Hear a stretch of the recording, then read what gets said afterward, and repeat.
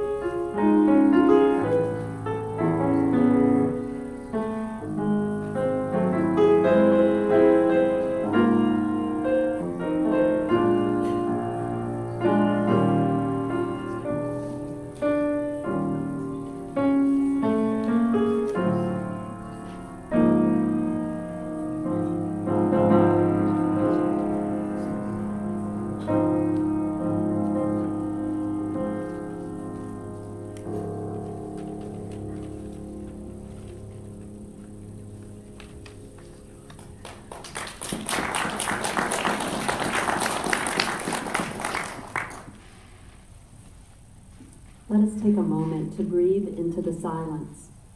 Our breath is always with us. We can always come back to the breath, our anchor, our grounding, our freedom. Good morning and welcome to the Unitarian Universalist Congregation of the Low Country. We have a few announcements here this morning, but before I do that, I wanted to ask if there are any visitors that are willing to stand and perhaps give us your name and let us know where you're from, and then we can get to know you a little bit after the service. If there's anyone over here on my right, your left, that is new today and would like to stand. Yes, ma'am. I am Becky Gross, and I'm a member of the UU in Charlotte, just in town for the weekend visiting family. So. Welcome. Anyone here in the center? I'm Paul Siegel. I'm from Richfield, Connecticut, and I'm a 32-year member of the First Congregational Church of Richfield. Awesome, welcome. Anyone else? How about over here on my left, your right? Any visitors? Alrighty. Well, welcome, everyone. Before we get into the announcements, I would like to pass out a few badges to our new members. And if you want to come forward to get your beautiful new gold badge, we have Larry Myers. Not here. What about Linda Warnock? Oh, well, this is not going as planned. Bill and Janet Raycraft. So I guess it's a joke, too. Celebrate them. Dale Burke. Yay!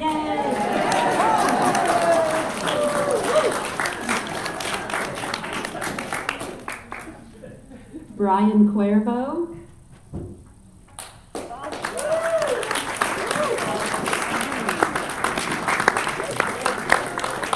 Elizabeth Cochran.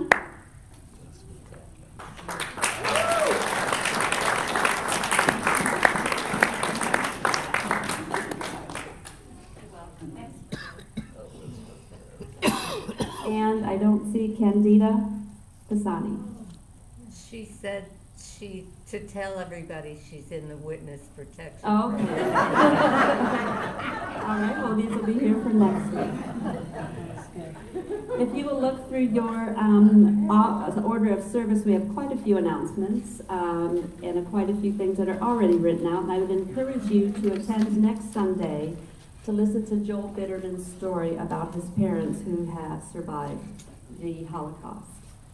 And on June 21st, we will be celebrating the life of Marietta Kerr. And there are some other announcements on there as well. Also, we have announcements from Clay, if you will.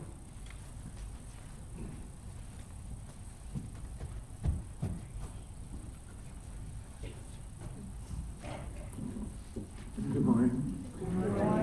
I want to reiterate the news that you all got, I hope, this week about Reverend Charlie Taylor and the installation. But we are really pleased and delighted that he's accepted our invitation, and we will honor him on October 26th. It'll be a really big deal for UCL.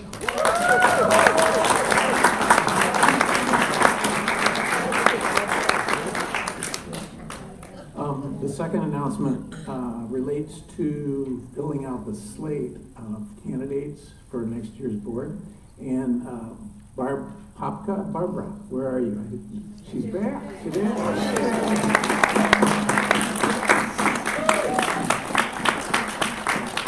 Barbara and David Rosenberg have agreed to hold that position as secretary. So that's wonderful. Thank you, Barbara.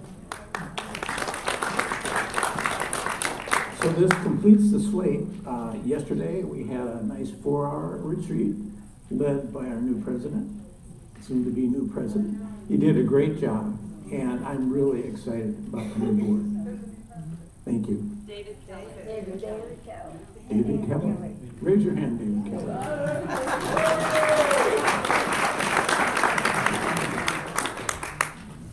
Clay, it's yours. We also have either Sharon or Patricia for an announcement.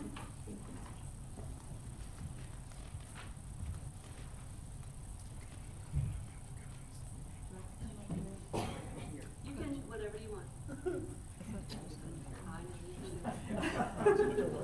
Hi, I'm Sharon Green. I'm up here as your co-treasurer with Linda Rivera, who I don't see today. There she is. Hi. Microphone. You know, this is a very... Hold your mic. Mike, there we go. Is that better? Yes. You know, this is a very busy time for us in the finance department as we are closing out one fiscal year and opening up another one effective July 1st. So we are still diligently working, trying to collect all of the outstanding pledges for the year that is going to end at the end of this month. Last tally, we're still 16% short, which is $23,900. So we're hoping that anyone who has outstanding pledges can get them in before the end of the year. Patricia and I and Linda will be in the Clara Barton room after service so that we can answer any questions anyone has about the status of their pledge, and hopefully we can close out this year strong. We want to get as close to 100% of pledges paid as we possibly can. And the second half of that equation is we are still accepting pledges for the fiscal year, which will start July 1.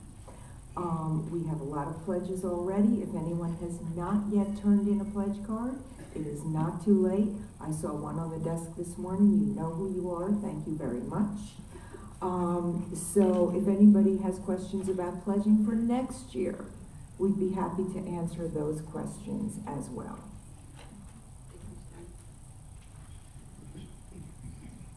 And Beth.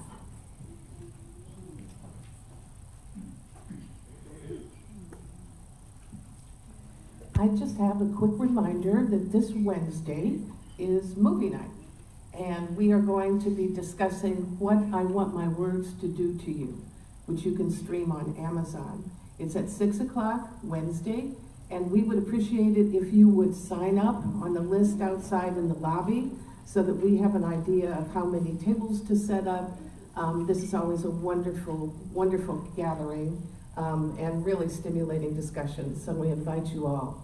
Also, you would be bringing a dish to share and a beverage, and when you bring that dish to share, you may want to also bring along the recipe for that dish.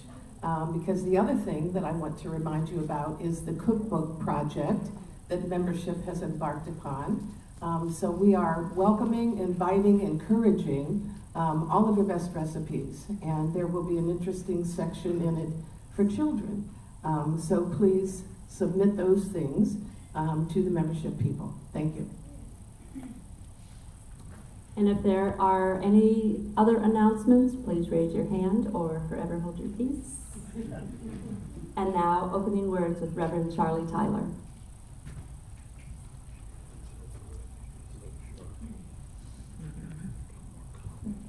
Thank you, Kim. Today, we are moving through and into different themes.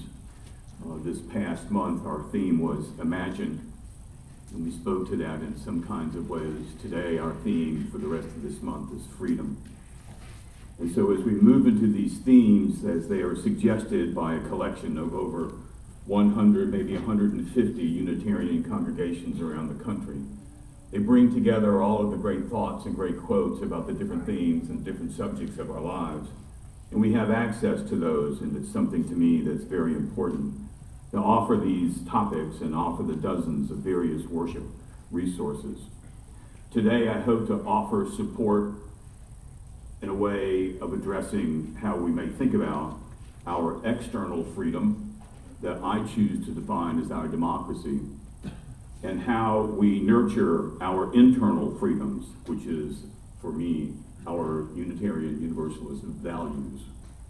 And so as we begin to weave these together, I'd like for you to know that my resources for this particular message, and this is unique to me, I don't think I've ever done this before, but my resources are Sebastian Younger, who writes history, John O'Donohue, the poet of Irish descent, and David Brooks, and Janis Joplin.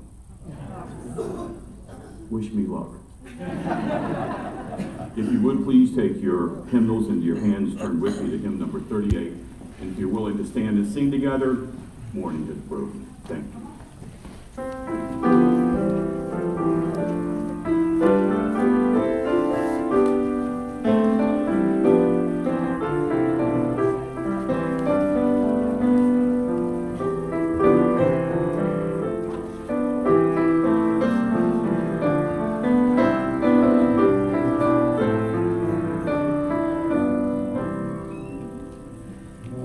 Morning has broken, light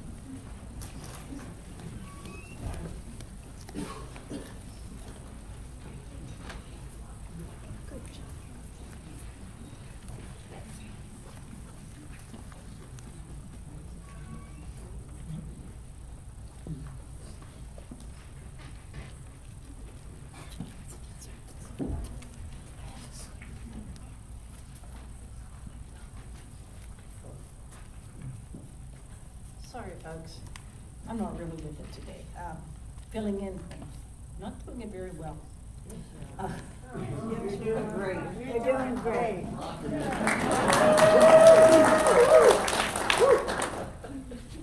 Okay, thank you all for your donations to the neighborhood food banks, both the Sandalwood Food Bank and the Bluffton Self Help. If you brought any other things that you'd like to leave on the back table, we would love to have those. Thank you so much for your generosity. And now we are going to collect for the betterment of our community here, in support of the work that we do with this beloved community and beyond our doors. We will pass the basket for your contributions. If you are a first or a second time visitor to our church, please let the basket pass, as your presence here is your present to us. Thank you.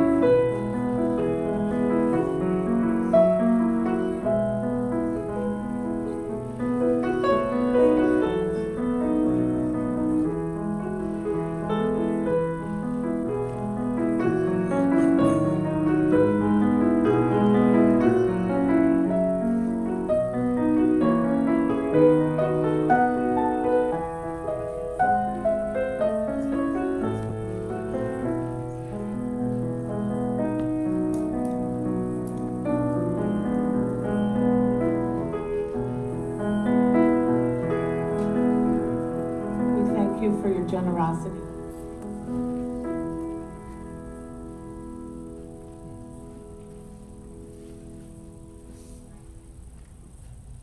This is the time in the service where we share our joys and concerns, so that if you have a joy or concern, your joy may be enriched by sharing it so we can celebrate it together, and your concern, maybe we can comfort you. So if you have one, please come forward, take a stone from the basket, give us your name, and briefly describe your joy or concern, and then place the stone in the cairn. No announcements, please.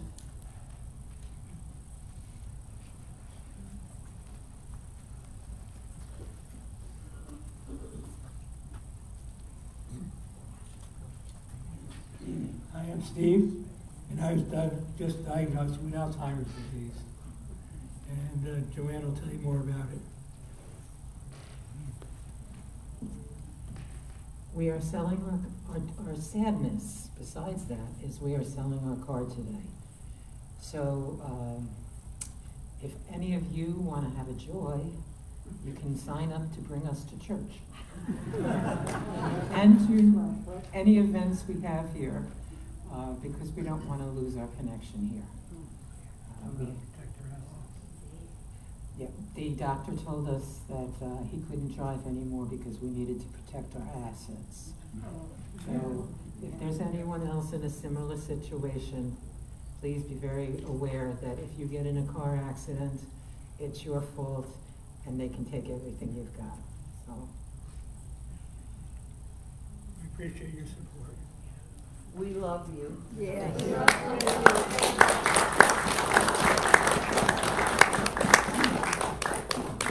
don't forget to sign up.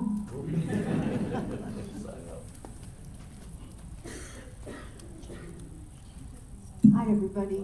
I'm Kathleen, and with women, would like to thank the people who came to help plan our programming for next year for the membership committee. We had 10 people who gave us 5 precious hours of their day this week. We had a retreat. We talked about our goals, what we hope to achieve. And I just thought of another one, which is a driver's list. Would be a way we can support you as members. So we're always open to hearing your ideas, but really, this is not an announcement. This is really a thank you to the 10 people who came to help. Thank you.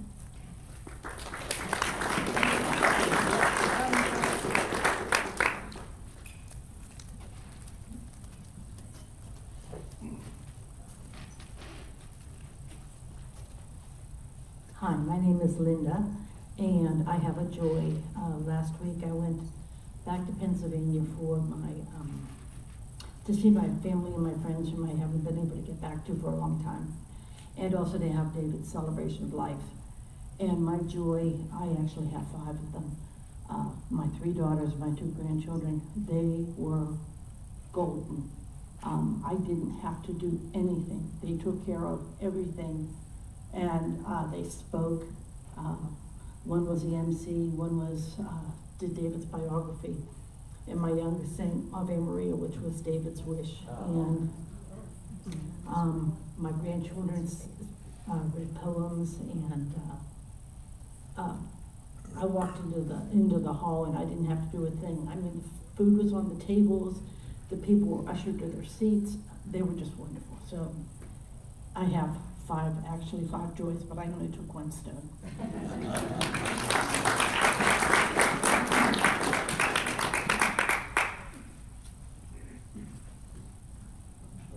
I ran up here before my husband could stop me. Right? I mean, you know that. I have 2 joys also. We really planned a beautiful trip, which we knew would be probably our last, biggie thing, because it's more difficult to travel today, I think.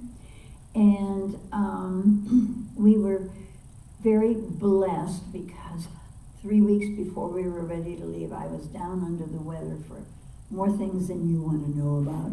And 5 days before, it cleared up and we were able to go on the trip. However, we get a knock on the door from our, I want to call them our parents now, was my daughter and my son-in-law. And you're laughing because you're one of the younger ones making fun. You're just look at these really getting a lot out of this, aren't they? These new members, Congratulations, by the way. But anyway, we're going with you, and we have a room right next to yours. And we mixed emotions. Of course, we always want to be with them every minute because they are the most beautiful people in the world. But there comes a time where you think you're a child. And but anyway, as my husband said, what did you say? We couldn't have what? Oh, absolutely. Couldn't have made it. Couldn't have done it without them. We couldn't have done it without them. My beautiful son-in-law is a geek, and he has everything on the computer and knows how to do it. He's David. It was so wonderful. They looked at our excursions and so forth and so on, and they just did. We couldn't have gotten there even, I think, because you get off one, it's 3 flights and racing to the other. But they made sure we were racing, and it was wonderful, and we're so blessed. It's just. I had a real downfall. I was supposed to have a shoulder replacement, and, it was rejected for 6 weeks while I had therapy, and I'm thinking today when I'm trying to reach up, I couldn't. But that's nothing compared to what we had, and that is truly a joy.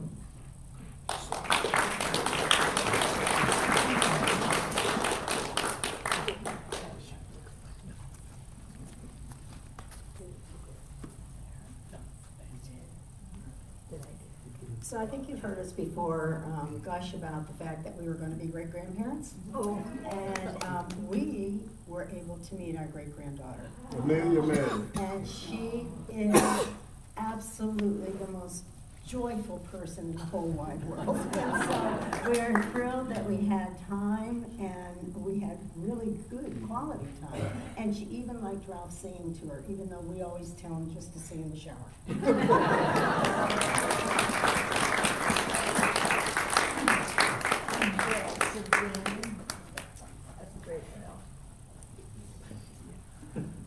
Good morning, I'm Clay again.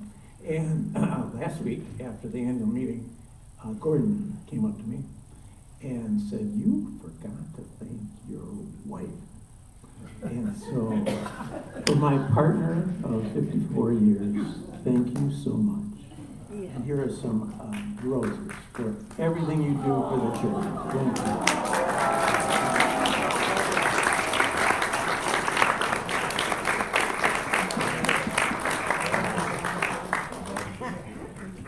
Okay, guys, the gauntlet just got thrown down. Hi, I'm Barbara Popka. I just want to thank everybody who sent emails and text messages and cards while I was cooped up in a hospital in Japan. I can't tell you how uplifting it was to get those messages. In fact, I would wake up in the middle of the night, and the first thing I would do was check my computer to see if there were any messages or emails, because they made me feel so much better. And so the middle of the night in Japan was like mid-afternoon here, so that's how I got through it. So thank you so much. And also, my husband wouldn't want me to do this, but I just want to thank him for being my support and being there for me, well, not night, but during the day. He was there from 8 every morning until about 6 at night, helping me eat my vegetables and just being there for me. So thank you all so much.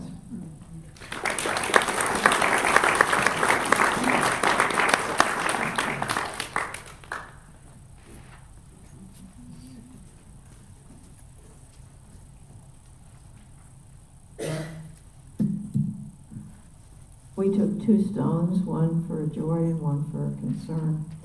Our sadness is that we're not going to be able to go to Nova Scotia this summer.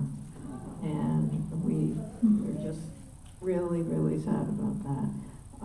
You may remember that I had a very serious melanoma taken off of my cheek a couple of months ago. And they thought I would need more surgery on my face, so they sent me up to MUSC. And they said that it would be just too disabling, I guess, to do more surgery. It would involve paralysis, etc., etc. So they said it wouldn't be worth the benefit. So now they sent me back and to have infusions for the melanoma every 3 weeks for the next year. So that keeps us here. The joy is we have you, and you're going to get us through this long, hot summer with these treatments. So thank you. Thank you for being here.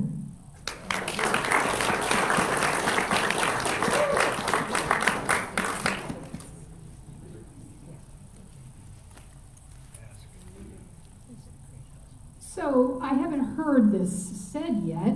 I'm wondering why, but Marvin Koretsky, who has been with us for a very, very long time, passed on Memorial Day. And we're going to be having a service here on the 18th. It's a Wednesday of this month of June. And it'll be 11 o'clock. So I'd love to see you at that. He passed quietly, and of course he passed with June by his side, his daughter, who was mostly always by his side. So the chances of him dying while she was there were very high.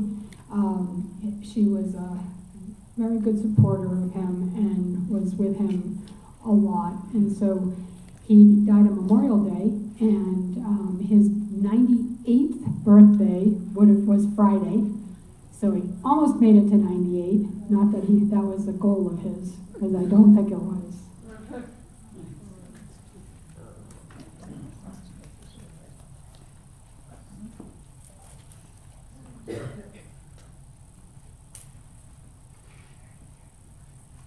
I will place 2 stones in the cairn for the joys and concerns that remain in your hearts. And I will also put 1 stone in the glass vase for all the victims of gun violence.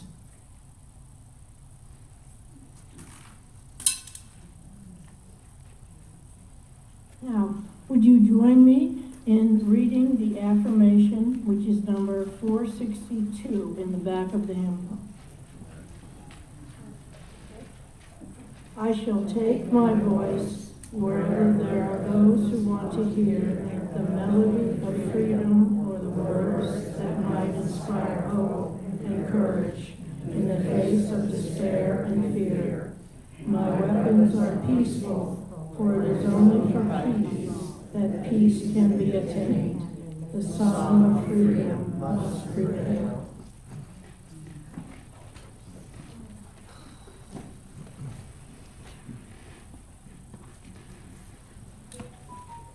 So for a few moments there, we got a chance to watch who we are as a congregation.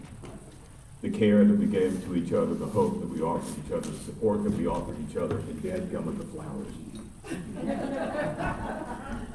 So that's who we are as a community, and it just gives me great joy to watch that unfold and to see the way that we, you and I, care for each other, because that's what has drawn me to this community and keeps me in this community and keeps many of those who are here on a regular basis in this community. On the night of October 14th, 1968, on a cold Cincinnati night, my mother dropped myself and my close friend Robbie Trinan at the Cincinnati Music Hall. I had asked her to take the 2 of us to a concert. And so Robbie and I went to the ticket window and bought 2 $3 tickets to hear Janis Joplin's second concert of the night. It was astounding. I don't know for sure what sort of concert my mom thought we were going to. Perhaps in her mind, and I don't know this for a fact, maybe violins, pianos were on stage. But I'm pretty sure that Big Brother and the holding company was not on her radar that night. During the fall of that year, I had discovered a radio station, WEBN-FM. They still are broadcasting. They were a small radio station at the time with a minimal broadcast reach, but they had a show that started at 10 o'clock every night and ran until midnight every night called Strange Brew. And if you're familiar with Cream, that's one of the songs from Cream's album. But I also discovered that if I climbed the construction scaffolding of the large Methodist church that was being built close to my backyard, I could get reception all night long. And I would take my transistor radio, and Robbie and I, or maybe Jimmy Crabb, who lived across the street from me, we would go up to the top of the scaffolding and we'd listen to this fabulous music. That's where I found out about Woodstock. That's where I found out that Janis Joplin was going to be performing 2 nights, twice a night. And yes, she finished a bottle of Southern Comfort while she was on the stage. So we enjoyed that time together, and that's where I made my plans to go to the Cincinnati Music Hall on that October night, 1968. Robbie and I sat in the balcony, and we were amazed at the energy and the power of the voice. She finished with that epic song, Piece of My Heart. And the legend also that she finished that 5th of Southern Comfort was there too. And there was this peculiar aroma in the air that I was unfamiliar with. Kris Kristopherson's Me and Bobby McGee would not be covered by Joplin for 2 more years, but you can be sure that I had a copy of that album when it made the radio. And it's in that song that the line occurs that Kris Kristopherson writes and Janis belts, is that freedom is just another word for nothing left to lose. That was impactful for me as a teenager, to try and figure out what my existential view of the world would be. And of course, because I thought Janis Joplin parted the waters and then walked on it, I was inclined to listen to what she had to say. The Vietnam War was out of control. Racial conflict was coming into sharper focus. King was dead, John was dead, Bobby was dead, and so many others. And it seemed like nothing left to lose might actually be freedom.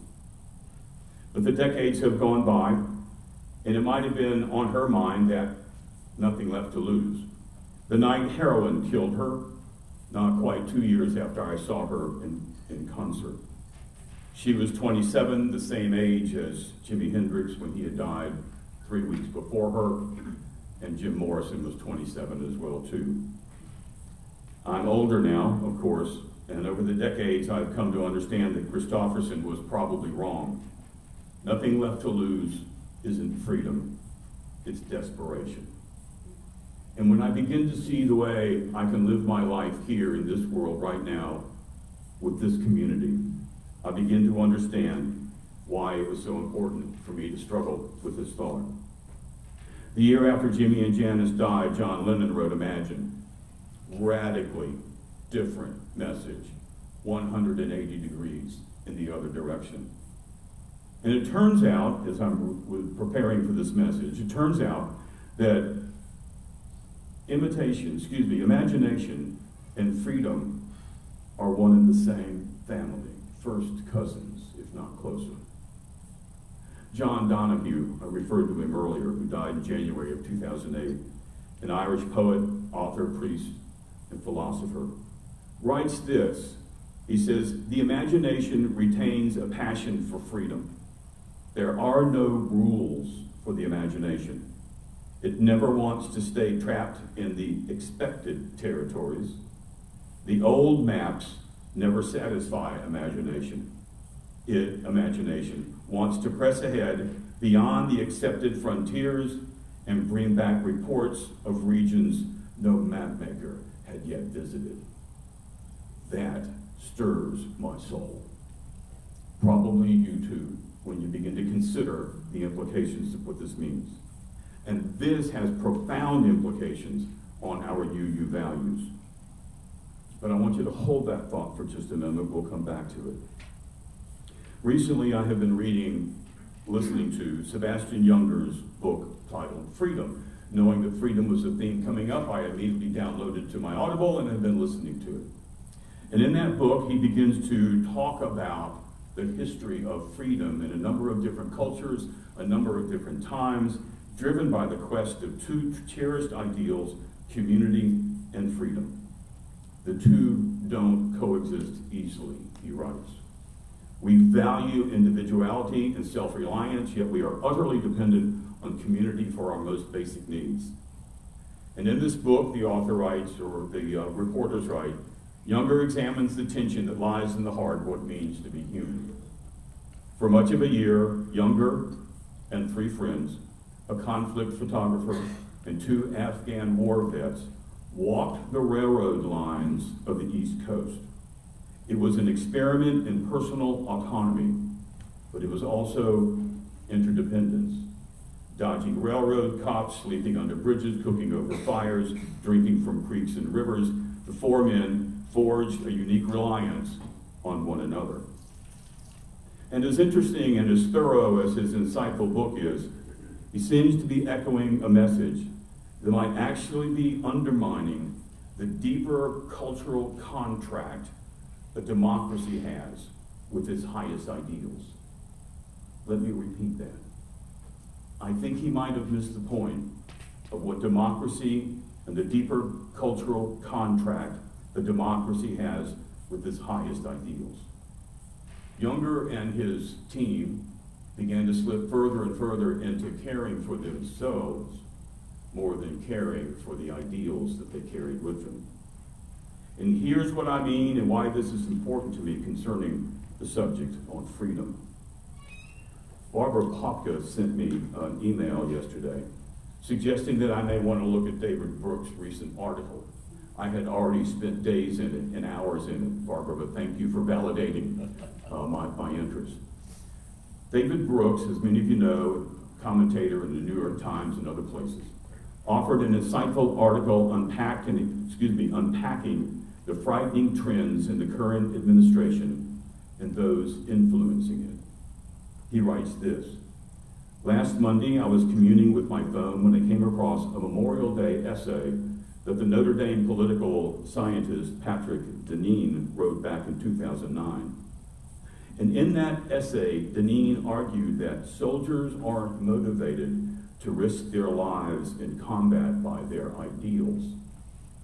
They die not for abstractions, ideas, ideals, natural right, the American way of life, or even their fellow citizens, as much as they are willing to brave all for the men and women of their unit." That's a frightening insight. When you separate those two together, they can be woven together, but when you separate them, you're on different territory. Younger seemed to be echoing that world and life view in his book, and Brooks offers strongly worded confrontations of that worldview. And this is where I think freedom and imagination wed themselves together. Brooks writes, "The Revolutionary War was about both our local family and tribe and an almost unattainable ideal. The Civil War," he writes, "was about family and about an ideal not yet fully realized but fully imagined.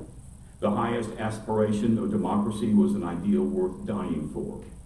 Brooks represents thousands of letters written to wives from both the blue side and the gray side, attesting to the greater cause and holding that ideal as higher, whether we agreed with either one of those causes or not.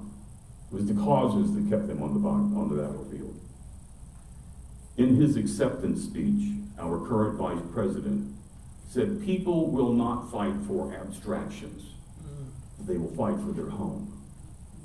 Brooks rightly suggests that this is an offense to the men who froze at Valley Forge, the men who stormed the beaches of Normandy and Guadalcanal, and so many other conflicts. This administration can be seen as a giant attempt to amputate the highest aspirations of the human spirit and to reduce us to our most primitive, atavistic tendencies. At the core of this administration, he writes, is the effort to rebut the notion that America is not only a homeland, though it is that, but is also an idea and a moral cause. That America stands for a set of universal principles, the principles that all men are created equal, that they are endowed with inalienable rights. The democracy is a form of government that best recognizes human dignity and best honors beings, human beings, who are made in the image of God. If America is an idea, then black and brown people from all over the world can become Americans by coming here and believing the idea. If America is an idea, then Americans have a responsibility to promote democracy, not step aside from it. If America is an idea, we have to care about human dignity and human rights. And I've also begun to understand, as David Brooks unpacked that for me, that this is why higher education, science, the national parks, global trade, and so many other things are under attack because they devalue the democracy that we serve and love. What others have said about men in combat is a manifestation of tribal morality, not a higher morality. They take a sentiment that is noble in time of war, we take care of our own, and apply it in general to mean that we don't have to take care of starving children in Africa. We can be cruel to those we don't like. This is a giant effort to narrow the circle of concern to people just like us. I'm spending time on this thought because if we lose the ability to imagine the country that the Declaration of Independence codified, then we lose the ability to see freedom clearly. And I think it's getting fuzzy in many of our lives right now. All of the great religions and faiths speak to freedom. Christianity, Buddhism, Islam, Judaism, and the various points. But the point behind that thought is that freedom is core to the human condition. And we need to find ways to make sure that it's extended. So whether we speak of the ideas of an external freedom, democracy, or the internal freedom, our spirit, There is a strength spoken to both the external and the internal. And I would suggest that it is found in the values and the principles of our Unitarian Universalist faith, period. Here they are. We honor the interdependent web of all existence and acknowledge our place in it. We are all sacred beings, diverse in culture, experience, and theology. We work to be a diverse, multicultural, beloved community where all feel welcome and thrive. We adapt to the changing world. We cultivate a spirit of gratitude and hope. And we declare that every person is inherently worthy and has the right to flourish with dignity, with love, and with compassion. As I begin to look through our values and call them out, I see the confrontation that others offer to us, that this is a course that is not where we wish to set. So, how do we imagine and how do we reach for this mystery? How do we find that in our own lives? How do we value the external power of our lives, the internal power of our lives? I'm going to ask you to do me a favor. You did it a couple weeks ago and you're great. I'm going to ask you to do me a favor.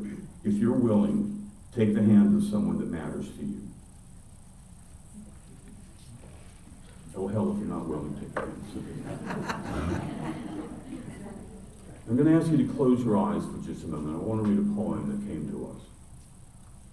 Imagine we have arrived. Imagine the lush river cannot swallow us or drown out the voices of our hearts.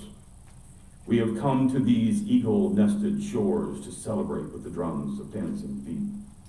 We have come, a gathering of wings arising out of the hard shells of loneliness and into the streets. Out of the violence and the rush of the trains and the drives between, out of the pain in the waiting rooms and the classrooms and the boardrooms and the bedrooms, we are birthing into light. We are holding our palms to the sky, awake and amazed, that we can trust the hush, the hum, the hands we fall into like waves. We are all listening to the sighs, to the aches of our history, to the silences pinched beneath skins. We are learning how to speak our own names soft and slow now, turned over and over in our mouths until they shine on our tongues like silver pearls, until something inside us is a sail and gratitude, billowing and free. You can relax now. Did you feel it? Was it palpable? Are you aware of it? Can you imagine your inner freedom as we master the values of our faith? This is all about our faith. This is not political. This is about our faith, the application of our faith. Everything in the world happens twice, a professor of mine once said. And the first time it happens is in our minds. That's why what we just did is so important. It's going to happen first in our minds before it can ever happen in reality. And remember, the imagination retains a passion for freedom. It never wants to stay trapped in the unexpected territories. The old maps will never satisfy it. It wants to press ahead beyond the accepted frontiers and bring back reports of regions no mapmaker has yet visited. You just did that. Beyond reasons and regions where there is no map. And that's the dream I have for myself and the freedom I'm learning to walk in. And may that be your dream too, your freedom too. Amen? And amen. Thank you.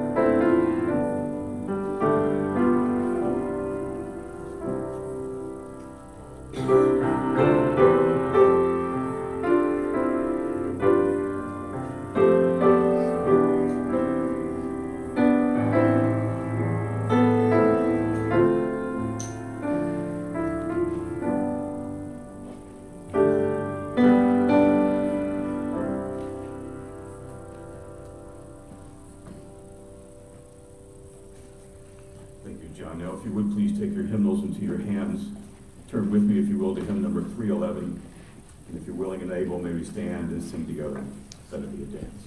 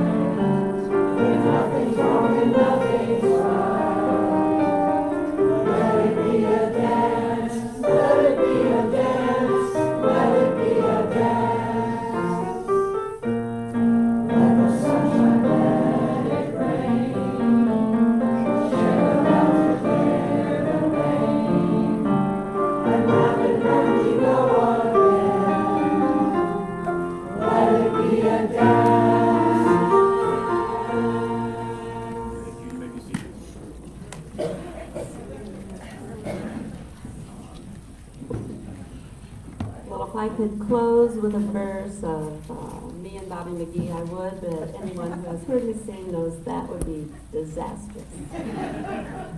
But thank you, Charlie, for those profound words.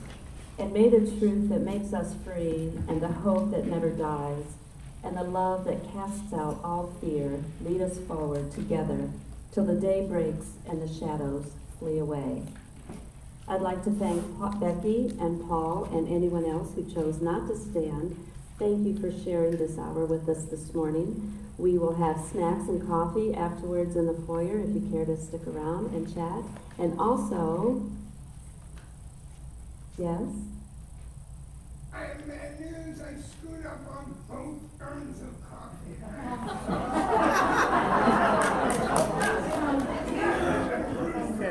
And it's my fault, even though I was talking about Garrett, and I thought one of the machines was wrong. Well, we have snacks and water.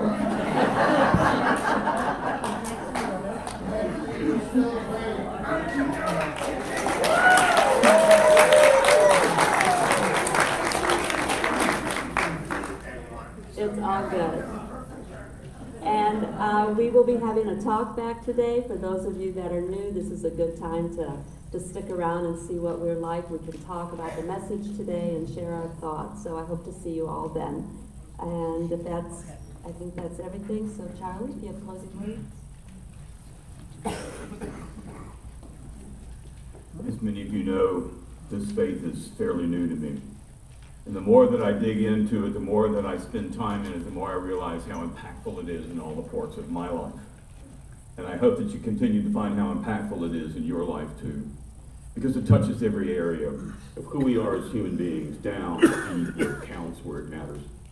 And I would ask that we would spend time in those values, spend time in those principles that gives you the insights in how you may breathe and live and walk in this world. This we ask that you might see this in love's name. Thank you.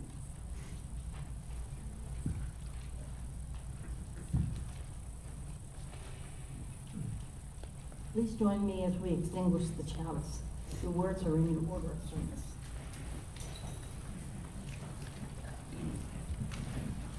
While we extinguish this flame, we still carry in our hearts the light of truth, the warmth of community, and the fire of commitment until we are together again. Let us stand for Harvard. Stand with Harvard. Stand with Harvard.